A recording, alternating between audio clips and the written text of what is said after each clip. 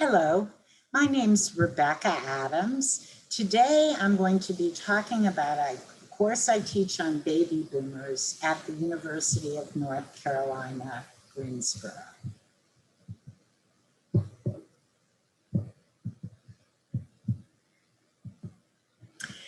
So,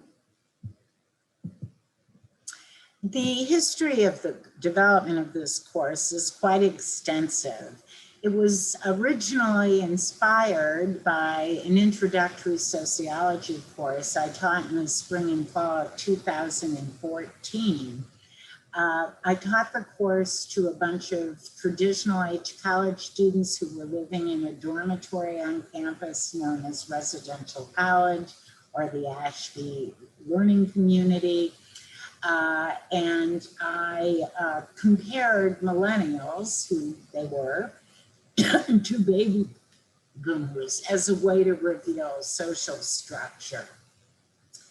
That inspired me to develop a course on baby boomers themselves as an experimental graduate course. I thought it was going to be included as an elective in our master's curriculum. And so I organized it as a 7-unit course because our master's courses are all 7 units long. You'll see that that legacy carried over, even though now I teach it as an undergraduate course over the entire 14-week semester. I taught it cross-listed with social work as an experiment. And then last fall, I taught it as a strictly gerontology course online. And also submitted the paperwork to make it a permanent part of the curriculum, which will be starting this fall and will be taught as Gerontology 444. These are the topics I'm going to cover now while we go on out to the internet and look at the Canvas preparation, which I have right here. This is the front page for the course. You'll notice, let me just set it to student view. You'll notice that when I do that, some of the choices over on the left disappear because I don't use those in this course.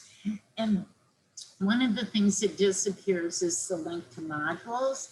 Although our graduate curriculum is developed in modules, I developed this course as a series of pages because I think it's easier for students to navigate and increases compliance with assignment deadlines. The course overview, which I'll read for you, is here. This class is available as an elective to all UNCG undergraduates, but it has special relevance to students who are majoring in social work or minoring in gerontology. In addition to exploring the social and cultural impact of the baby boomer demographic phenomena, including its implication for government, community, and business markets, the students in this course will examine the culture, relationships, politics, health, and finances of baby boomers over their life courses and their implications for images of aging, products, and services and policies. Here's a little overview. I'm very excited to teach this course on baby boomers. Baby boomers have changed society in every age they've been. They changed elementary schools, they changed the way we do work, they changed the way we do parenting, they changed everything, and they're going to change the face of aging. And that's why this course is so important at this time, because the baby boomers are retiring at the rate of 10,000 per day in the United States, and they are going to be different than the older people who preceded them. So this is an exciting time where we get to discuss what kinds of changes society will experience because of the baby boomers aging, and also learn how we might serve them better as they age. And I say them, and I actually mean us, because I am a baby boomer. Baby boomers were born between the years of 1946 and 1964, and I was born in 1952, right in the middle of the baby boom. I was in college in the 1970s. They call the baby boomers before me the classics, and they call the ones behind me various other things, but I was right on the cusp of the division between what we really think of as two different types of baby boomers.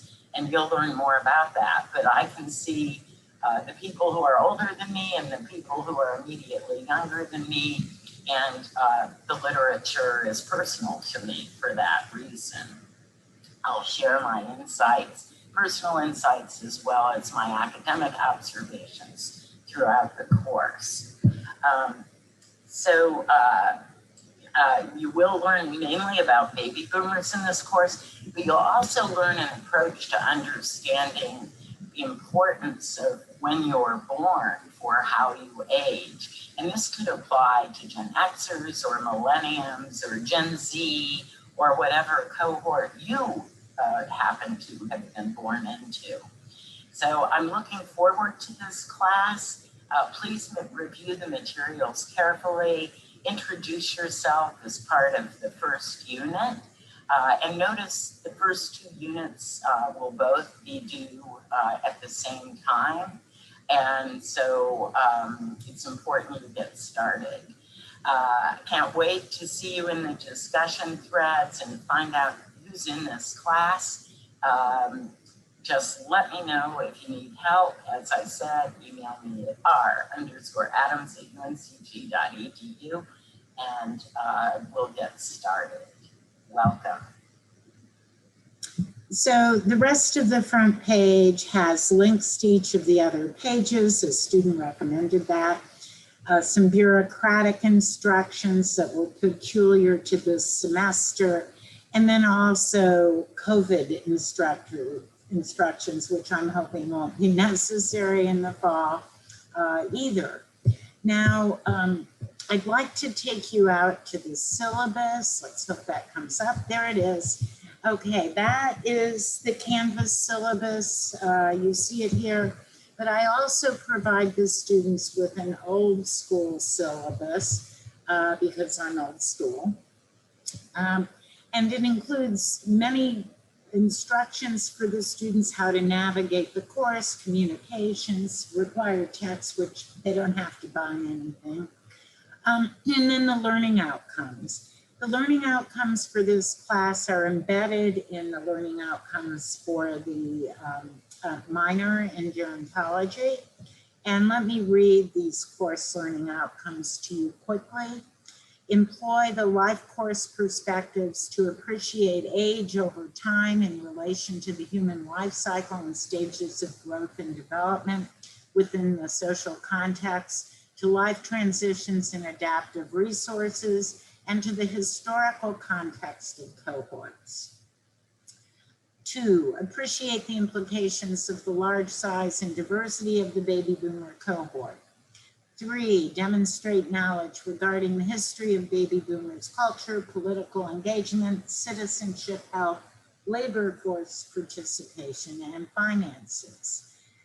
4, compare baby boomers in the cohort of older adults preceding them. 5, consider how baby boomers' history will shape how they age and how they are changing a specific image or experience of aging. And finally, evaluate how modified products, services, or policies will be needed to prepare for the aging of the baby boomers. The syllabus includes a topical outline with deadlines for all the assignments, but it doesn't include readings because those evolve as the semester evolves, as students find important information, and as I do. Let me just show you a sample page, which you could get to using the Canvas links, but I already had it open. Basically, I just want you to see it's divided into topics. We have topic A, topic B. Readings are divided into things that they should read here, that they should consider reading. And then when they've read enough, I introduce a discussion thread and so forth. They go on right down to where they have an assignment to complete. And then I always end the units with optional readings, viewings, and listenings for students who get particularly interested in a topic. But basically they just go, if they follow this in a linear way right down the page during the 2-week period, they can complete the unit efficiently and effectively. Also over on the left, there's a link to library resources, which I brought up here.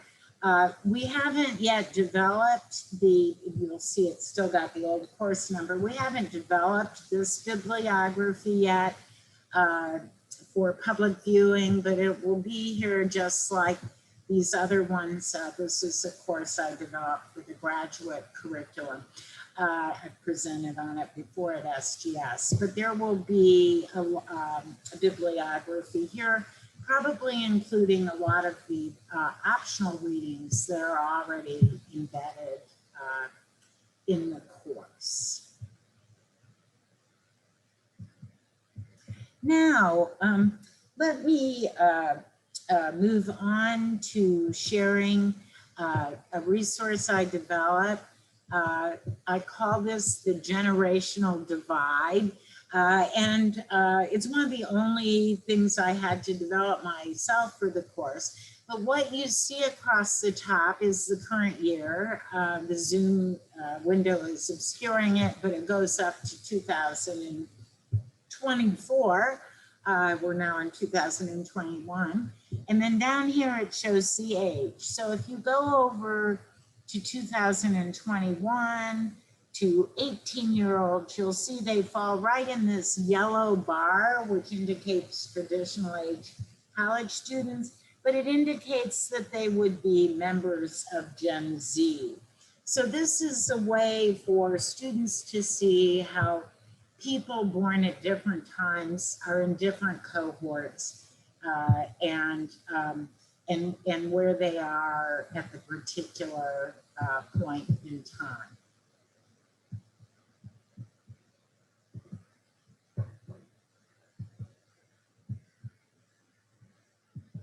Now back to the PowerPoint. So let's go to the next page. So also in Canvas are discussion threads, unit assignments, and the final paper. As I mentioned, the units are 2 weeks long with due dates each week at 5:30 p.m. on Wednesday. And then the discussion threads each have a standardized rubric that's very simple. I just want to make sure that they've made an initial post and responded to at least 2 of their classmates. And then each unit assignment has a customized rubric and including, and there's also an ungraded assignment to meet with the instructor twice during the semester and to set up the appointment. The final paper is broken up into a draft abstract and bibliography, an outline, a first draft, and a final draft. These are some of the topics of, well, not some, all of the topics of discussion threads, including baby boomers, your cohort, number of baby boomers, diversity of baby boomers, culture in the 60s and early 70s, how baby boomers changed culture, 60s social issue, 60s social movement, social change, implication of relationships for aging, health behavior, most serious health issue, preparation for retirement, the exodus of baby boomers from the workforce, and then to pull it together, course takeaways. These are the topics of the more formal assignments, concepts and methods, which is about cohort methodology, demographics, baby boomer culture, politics, relationships, what kind of changes will have to be made to the long-term care system to accommodate baby boomers, and current labor force participation. This is how I did it this year, but I'm going to switch those last 2 units around next fall. These are some of the paper topics my students came up with. LGBTQ baby boomers movements, need for interpreters for diverse caregivers, changes to higher education, homelessness in baby boomers. I'm skipping around here. But what you see is each of these is a topic about how things will change because of baby boomer size, diversity, and background.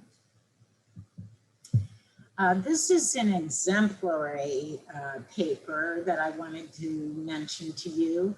The effect of racial disparities in transportation access on older adults in Chatham County. It's written by an undergraduate minor, Krista Westervelt, and I mentored her to submit this to the Undergraduate Research and Creativity Expo. And I've also nominated her for the University Library's Undergraduate Research Award. Here's her abstract. Access to reliable transportation is a vital concern for adults as they age. This concern does not affect older adults evenly across racial and ethnic lines. Older adults of color have more limitations on access to transportation as they age than their white peers. Though agencies on aging may offer transit options to help older adults access services, these programs can have limitations in accessibility and spontaneity, which may contribute to segregation along racial lines. A look at the effect of transportation access on participants in one senior center, where she happens to work, in Chatham County, North Carolina, reveals disparities in program accessibility. Such access differences may have negative effects on physical and mental health, potentially deepening existing disparities in aging outcomes. While various factors affect creation of a more equitable services for seniors, identifying disparities in the need for and provision of transportation services could help in addressing inequities. So this is the kind of product that I hope for when I teach this class. Many of the other students did equally interesting papers. Krista just was interested in following through with some of this materials, and she's done an excellent job. So that's my presentation for today. I hope you enjoyed it, and hopefully I will be available right now or after the last presentation in the session for questions. Thank you very much.